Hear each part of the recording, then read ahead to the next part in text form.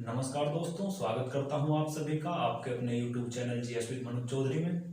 तो दोस्तों, आज हम शुरुआत करने जा रहे हैं जीएस में एक बेहद रोचक टॉपिक जिसका नाम है नेशनल पार्क या राष्ट्रीय उद्यान।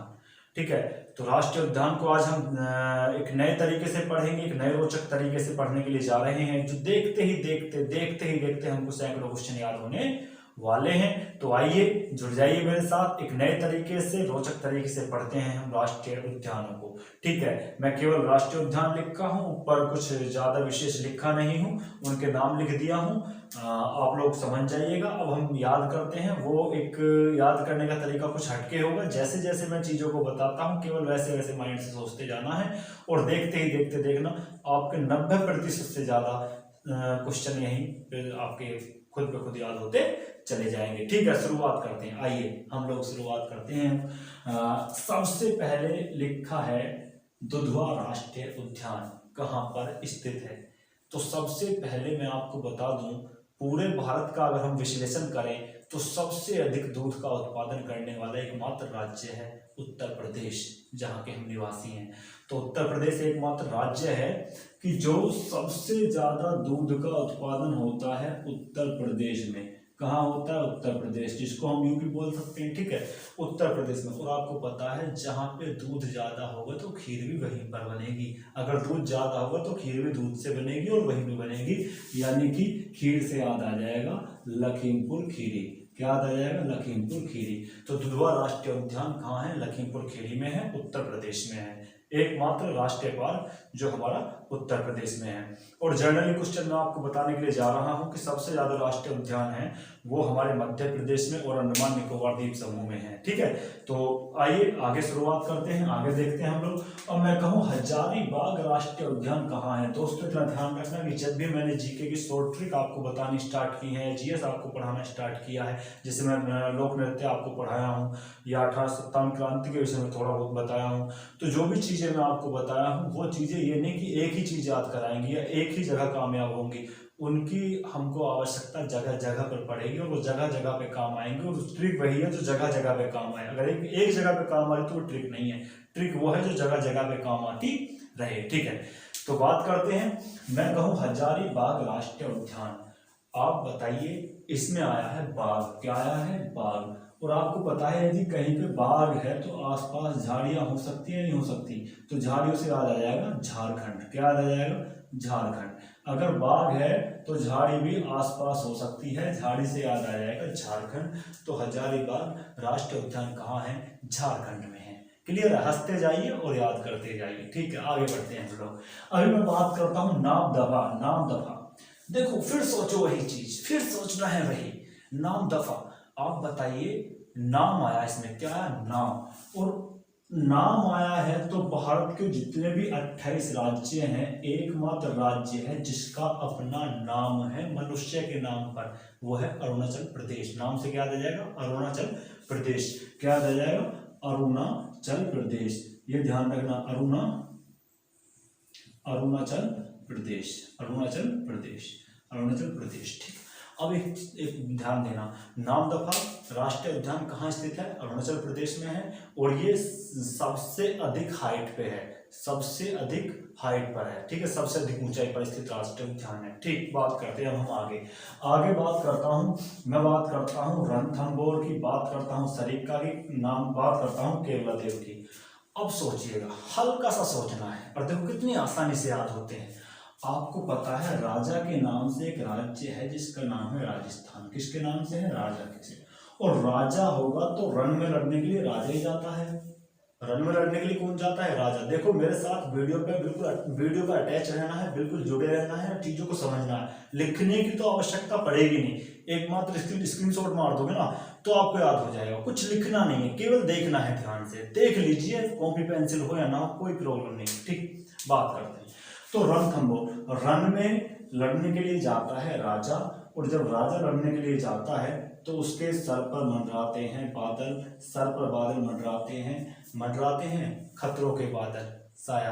मंडराता नहीं मंडराता भाई, सर पे बाल नहीं मंडराएंगे किसके, खतरों के।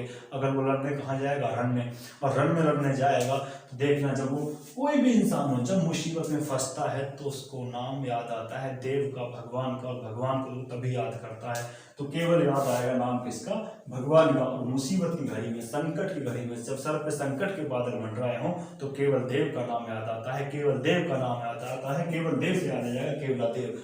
और ये सब किसको याद आएंगे, राजा को। राजा कहा जाएगा रण में, सर पे क्या मंडराएंगे, संकट के बादल, और क्या याद आएगा, केवल देव। तो राजा से कौन सा राज्य है, राजस्थान। कौन सा राज्य है, राजस्थान। यकीन मानिएगा बहुत देखा होगा आपने यूट्यूब पे या कहीं पे भी, हाँ अलग अलग तरीके से चीज़ों को याद कराते हैं, सबके अपनी अपनी शॉर्ट ट्रिक होती है, सबका अपना अपना तरीका होता है, सबकी अपनी अपनी नॉलेज होती है। लेकिन मैं जो आपको बताने जा रहा हूँ वो सबसे हटके है, सबसे अलग है, और शायद आपको सबसे बेहतर ढंग से समझ में भी आएगा। ये मेरी खुद अपनी मेहनत की या अपनी खुद सोच, जैसे मैं जीके याद करता हूँ वो चीज़ें हैं, तो इसको जोड़िएगा अपने साथ, ठीक है। अब बात करते हैं राता पानी। राता पानी की बात करें, पचमंडी की बात करें, कान्हा की करें, बांधवगढ़ की करें, माधव की करें, पन्ना की करें, मैं कहूँ सतपुड़ा की करें, या मैं कहूँ वन विहार की बात करें। अब आप थोड़ा सा समझिएगा, अब समझिएगा, अगर हम लोग खाना खाते हैं, अगर हम लोग खाना खाते हैं तो खाने के साथ जब भी रायता लेते हैं, रायता से क्या आ जाएगा, रायता, तो बीच बीच में लेते हैं, पहले खाना खाते जाते हैं, बीच बीच में क्या लेते हैं, रायता, और बीच बीच बीच से याद आ जाएगा मध्य प्रदेश। बीच में कौन सा राज्य है, बीच को क्या बोलते हैं, मध्य। शुद्ध हिंदी में क्या बोला जाएगा, बीच को, मध्य, तो मध्य प्रदेश। तो राता पानी कहाँ है, मध्य प्रदेश में है, यानी कि एमपी, मध्य प्रदेश, मध्य प्रदेश में है, ठीक है, ध्यान देना, मध्य प्रदेश में। अब आप मेरे को बताइए, यदि पंच कहीं पर भी बैठते हैं किसी भी सभा में, तो वो कहाँ बैठते हैं, बीच में। पंच को निकालकर कहाँ बिठाया जाता है, बीच में, तो क्या हो गया, पचमंडी हो गया, ठीक। ये भी कहाँ है, मध्य प्रदेश में। मैं कहूँ कान्हा, आप देखो कान्हा जी के जहां भी पिक मिलेंगे, जहां भी तस्वीर आपको मिलेगी, तो गोपियों के बीच मिलेंगे, या एक तरफ गौ माता मिलेंगे और दूसरी तरफ क्या मिलेंगी, राधा जी मिलेंगी। समझ लो मेरी बात को, तो कहाँ मिलेंगे, बीच में मिलेंगे। चीजें क्लियर हो रही है या नहीं हो रही है, ठीक है, आगे चलते हैं हम लोग। तो ये भी कहाँ है, मध्य प्रदेश में। आप बताइए बांधवगढ़, आप बताइए बांध, बांध जब भी लगाया जाता है किसी भी नहर में, किसी भी नदी में, तो वो सिंचाई के पर्पज से उसके जल को ऊपर उठाने के लिए लगाया जाता है बीच में। और बीच में, बांध तो बीच में लगता है ना पानी को रोकने के लिए, और बीच को हम क्या बोलते हैं, मध्य, और मध्य से क्या आ जाएगा, मध्य प्रदेश। बांधवगढ़ याद हो रहा नहीं हो रहा, खुद से पूछो, याद हो रहा नहीं हो रहा, ठीक है। अच्छा, तो बांधवगढ़ कहाँ है, मध्य प्रदेश में। अब मैं कहूँ माधव, माधव किसका, कान्हा जी का ही। मैं कहूँ केशव, माधव और कान्हा, ये सब किसके हैं, भगवान श्री कृष्ण के नाम है, ठीक है। तो माधव से भी कहा जाएगा, बीच में रहते हैं गोपियों की, मध्य प्रदेश, ठीक है। अब बात करते हैं पन्ना। आपने एक गाना सुना होगा, पन्ना की तमन्ना है कि हीरा मुझे मिल जाए, सुना होगा ना, बड़े आसानी से सुना होगा, ठीक है। तो मैं बात करता हूँ पन्ना की। पन्ना कहाँ है, मध्य प्रदेश में। पन्ना जो होता है कॉपी में दोनों तरफ क्या होता है, कवर, और पन्ना कहाँ होता है, बीच में। दोनों तरफ क्या होती है, जिल्द, और पन्ना कहाँ होता है, बीच में। तो पन्ना कहाँ है, मध्य प्रदेश में है। अब बात करें सतपुड़ा की। आप बताइए सतपुड़ा, सतपुड़ा जो सतपुड़ा की पहाड़ियां हैं वो भी कहाँ है, मध्य प्रदेश में। तो सतपुड़ा कहाँ है, मध्य प्रदेश में। अब मैं बात करूं वन विहार। आपको पता है भारत में सबसे अधिक वन जो पाए जाते हैं वो कहाँ पाए जाते हैं, मध्य प्रदेश में। तो वन विहार भी कहाँ है, मध्य प्रदेश में। और जब वन है तो सीधी सी बात है जीव जंतु मिलेंगे, और जीव जंतु अगर वो जीव जंतु की कभी मृत्यु होती है तो जीवाश्म, क्या निकलते हैं, जीवाश्म।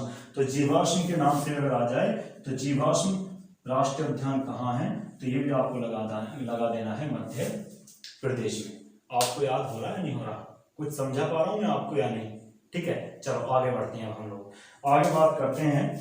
जैसे मैं कहूँ, अगर बात करता हूँ बांधवगढ़ की, ये भी महत्वपूर्ण है, ध्यान रखना। यहाँ पे सफेद बाघ के लिए फेमस है, सफेद बाघ पाए जाते हैं, सफेद बाघ के लिए फेमस है। कौन सा, बांधवगढ़, ध्यान दीजिएगा, ठीक है। इतनी चीजें क्या मैं आपको समझा पाया, अगर समझा पाया तो फिर आगे बढ़ता हूँ, आगे चलता हूँ, देखिएगा।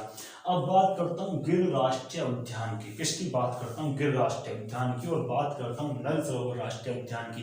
देखो जैसे मैं सोचता हूँ वैसे आपको सोचना है, बिल्कुल बेहद आसान तरीके से आपको स्थिति स्पष्ट होगी। ठीक है, मैं बात करूँ गिर राष्ट्रीय उद्यान और नल सरोवर की। आप बताइए, अगर आप कहीं भी अनजान किसी के घर में जाते हैं और रात के समय में आपको वर्षा का मौसम है, नल पे पानी लेने के लिए जाना है, तो आप बताइए नल पर पानी लेने के लिए जाना है, रात का मौसम, बरसात आ रही है, तो आप बताइए गिरने का डर दिन में ज्यादा है रात में?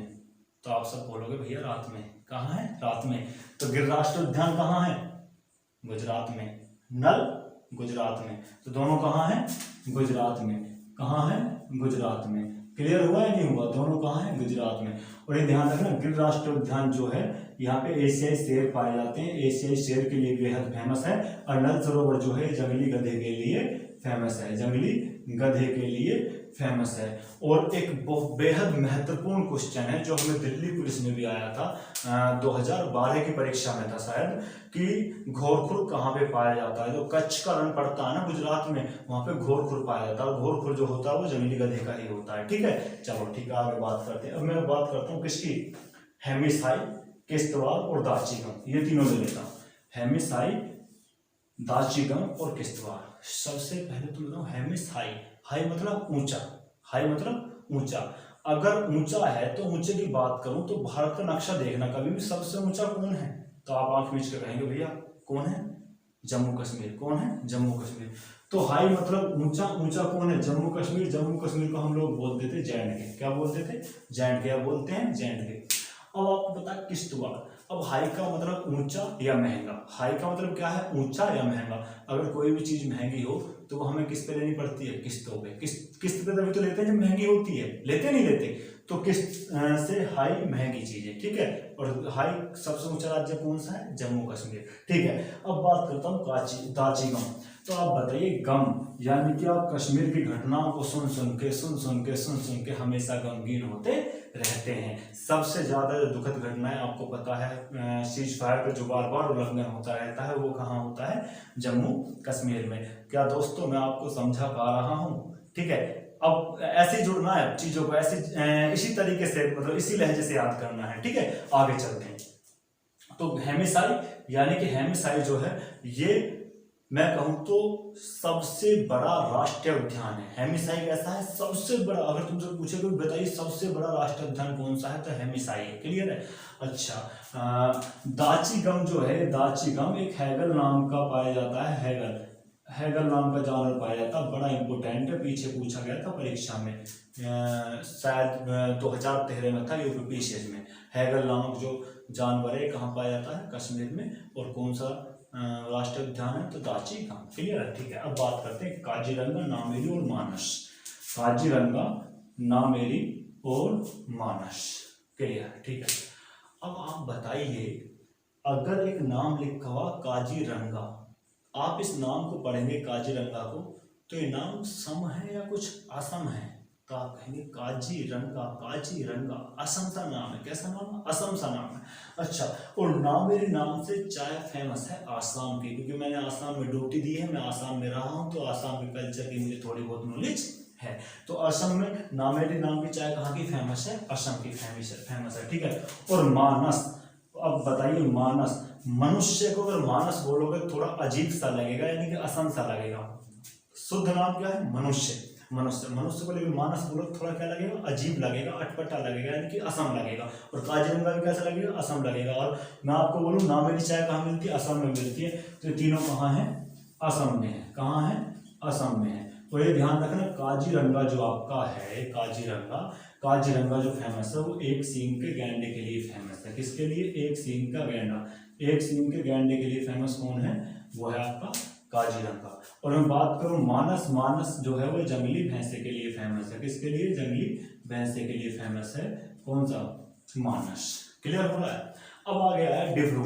आप बताइए डिब्रूगढ़ जो शहर है वो ब्रह्मपुत्र नदी के किनारे और कौन से राज्य में है? तो आप सीधा बताएंगे भैया डिब्रूगढ़ जो है वो किस नदी के किनारे है? बताइए।